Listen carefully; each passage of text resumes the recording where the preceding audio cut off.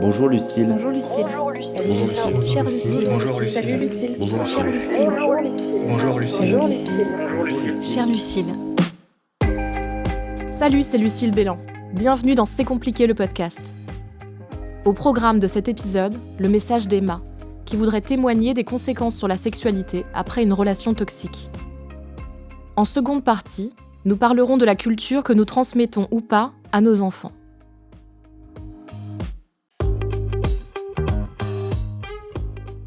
J'ai été prise au piège par un pervers narcissique de type grandiose, comme on l'appelle, qui passait son temps à dire qu'il était surpuissant et le maître du monde. L'ex-compagnon d'Emma a commis sur elle des violences psychologiques, physiques et sexuelles.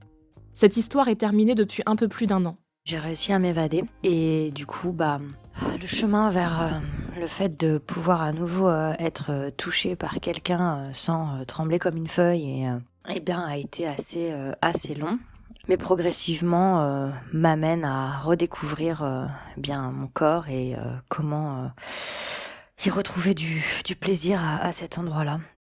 Emma témoigne pour toutes les femmes qui souffrent des conséquences d'une relation toxique. Et même indépendamment des pervers narcissiques à proprement parler, qui sont vraiment des sales vermines, il y a d'autres relations toxiques qui font aussi ces effets malheureusement délétère et je sais que je suis pas la seule. Maintenant j'ai compris ça et j'ai aussi cessé de me culpabiliser du fait d'avoir vécu ça, mais voilà, c'était quand même très compliqué et ça l'est toujours forcément.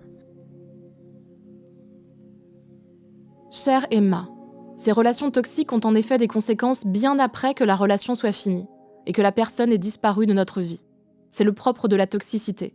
Ce sont des graines plantées à l'intérieur de nous, qui grandissent après de leur propre chef, qui détruisent parfois des parties de nous, qui nous cannibalisent.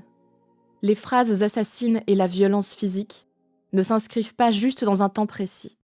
Pour la personne qui les reçoit, elles ne sont pas un instant qui s'évanouit comme ça.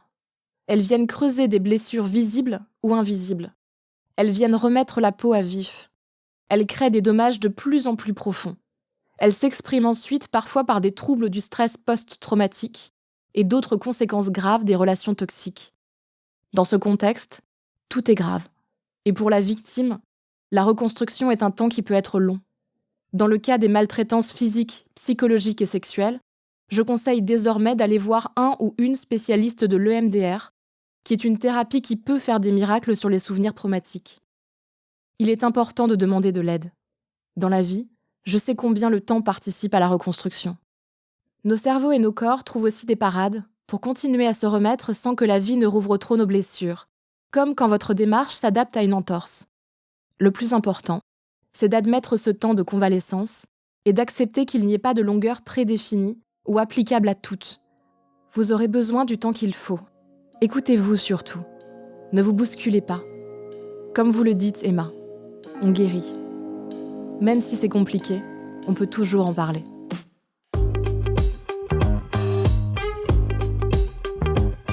La culture que nous transmettons à nos enfants, c'est notre thème du jour. Ma fille aînée va bientôt avoir 11 ans. C'est une préado avide de découvrir le monde qui me rappelle la personne que j'étais à son âge. Juste avant la démocratisation d'Internet, j'étais portée par un sentiment perpétuel de frustration. Il n'y avait pas assez de nouveaux livres dans la bibliothèque de mon village, pas assez de nouveaux films dans la salle de cinéma de la ville, pas assez d'argent pour aller plus loin, voir des expos ou aller au théâtre aussi souvent que je le voulais. Je me suis fait ma culture comme j'ai pu, avec ce que j'avais autour de moi, et au fur et à mesure que je grandissais en allant toujours plus loin de mon village. Ma préado n'a pas ces problèmes. Elle profite de plusieurs abonnements VOD, de la générosité de ses parents pour ses livres et ses jeux vidéo, d'une grande médiathèque pas loin. La seule limite dont elle souffre, c'est de ne pas savoir où chercher tellement l'offre est pléthorique. Et c'est là que vous imaginez bien que j'entre en jeu. Je ne suis pas seule. Ses amis et son père jouent évidemment un rôle dans les découvertes de ma fille, mais je ne veux parler que de ce que je connais de mon côté. Déjà, je me suis rendu compte que mon premier réflexe, c'était de partir du principe qu'elle souffrait du même type de frustration que moi à son âge. Première erreur. Elle souffre principalement d'être constamment devant un vaste buffet culturel, sans savoir quoi en faire comme un lapin pris dans les phares. Et sa réponse est souvent du même type. Ne sachant pas quoi faire de tout ça, elle préfère se tourner vers des valeurs sûres. Le deuxième réflexe que j'ai pu avoir, c'est d'essayer de lui faire découvrir tout ce qui m'avait plu à moi, à mon époque. Évidemment, on imagine sans mal que le monde dans lequel elle grandit, post-pandémie, post-crise économique, pré-catastrophe écologique, n'a rien à voir avec la fin des années 90, où rien n'était un vrai sujet, tant que la surconsommation pouvait battre son plein.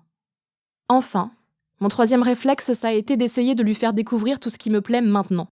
Dans cette étape, j'ai oublié au passage que j'avais 36 ans et un humour douteux, et qu'elle n'en avait pas encore 11.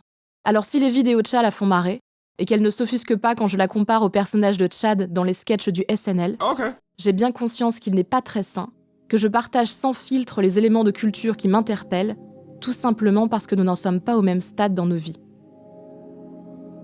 Quand j'y réfléchis, j'arrive bien à voir que si la question de la culture de mes enfants est un sujet aussi important pour moi, c'est parce que c'est la culture qui m'a construite.